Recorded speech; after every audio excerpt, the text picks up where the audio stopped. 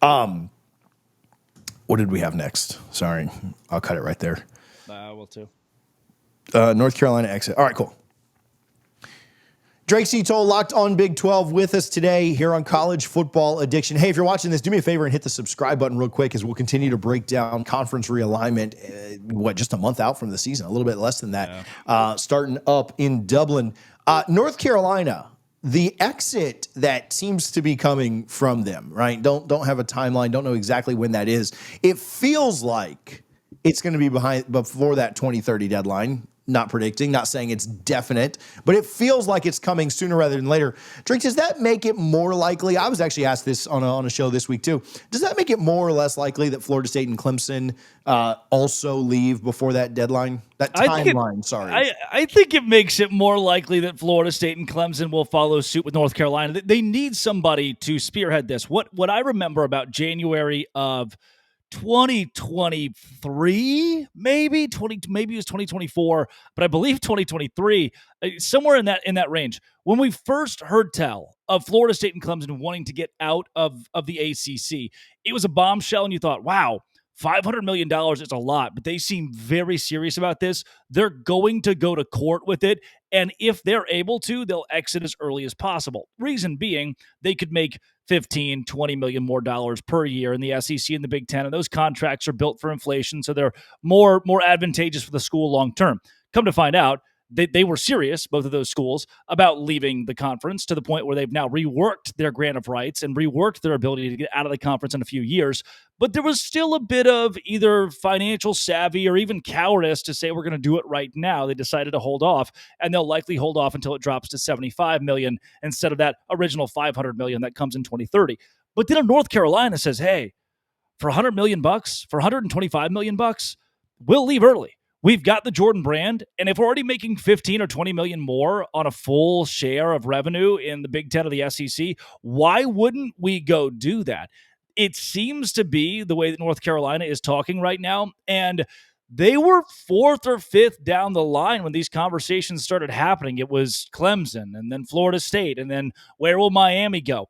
Today, North Carolina has replaced those three as this stalwart of the ACC that wants to spearhead realignment. And I think the ultimate demise of that conference, we've talked about it, 2035 is probably the real year that the ACC falls apart.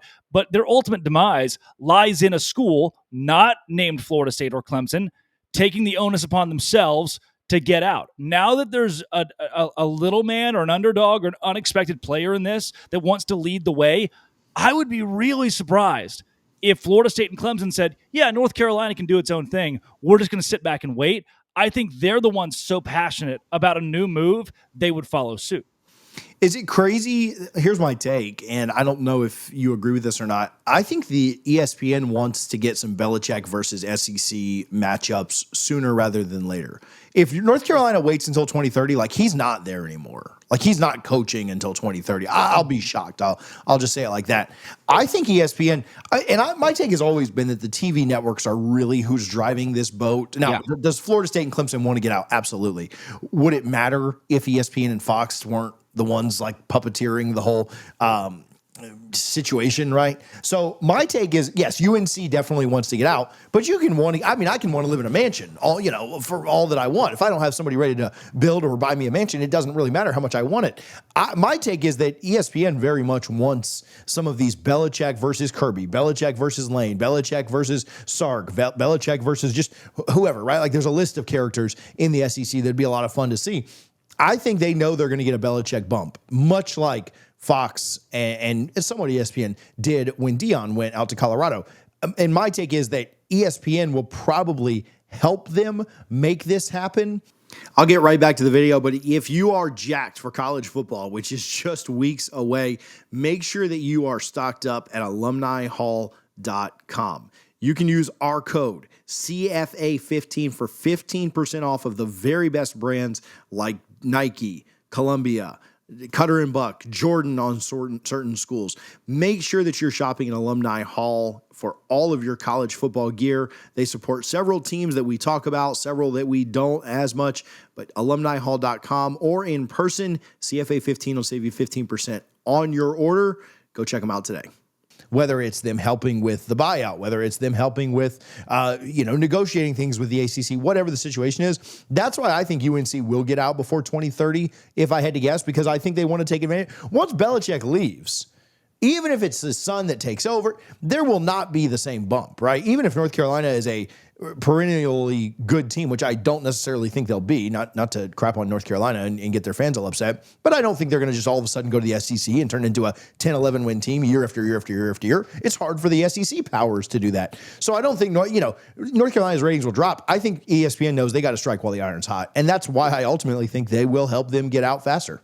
The iron's not hot for very long. You already mentioned that. Bill Belichick probably gone by 2030. That seems reasonable. So if ESPN's going to move on this, wouldn't they move far quicker than that 2030, 2031 original timeline? Sure. I like it. and I like it because, so you're a Florida State guy, right? And I'm sure you would rather see Florida State in the SEC or the Big Ten than the ACC. That's like saying, would you rather go to Yale or go to Stanford, right? If you're a scholar, there's a very easy answer on that one. So I understand that's not a knock on the ACC necessarily or its detriment. You would just rather go to the big dog. To me, TJ, again, if North Carolina does this, I just don't see a world where if ESPN says, hey, you're our big dog because of Bill Belichick, I don't see a world where Clemson and Florida State don't say, hey, aren't we also your big dog? And ESPN says, well, yeah, we'll help you out. I don't think you can just hand select only North Carolina, because the second you slap Florida State or Clemson in the face, now they're more ready to go to the Big Ten, which is facilitated by Fox. And of course, ESPN would want those two schools under the ESPN umbrella. I think that's why this whole thing could happen earlier. And as much as I don't want to prey on the demise of the ACC, ultimately it is going to help the Big 12 because of the Louisvilles and the NC States and the Pitts. Doesn't bother me to prey on their demise. I agree. I think you'd get into some collusion type stuff. If they were offering something to one, sure, you'd have to offer something to But what is tampering? What is collusion? Right. What is it all? It's only allowed in the SEC, though. So that's why I think they'd be fine with ESPN doing it. I do think that, it would speed things up. I have a hard time seeing like just a North Carolina moving like in 2027, right? I have a hard time seeing just one, just like I really would have a hard time, even though I don't really care about any of the other teams personally, I would have a hard time just seeing FSU going in like 2027, whether it was the SEC or the Big Ten. I would think there would be a group. Now, is that a group of 2? Is that a group of 3? Is that a group of 4? I don't think it's a group of like 8 year one. I think that it takes time for some of these other programs to come up with the money and for there to be spots. And I don't think there's a North Carolina announces they're leaving and then 7 other teams announce that day.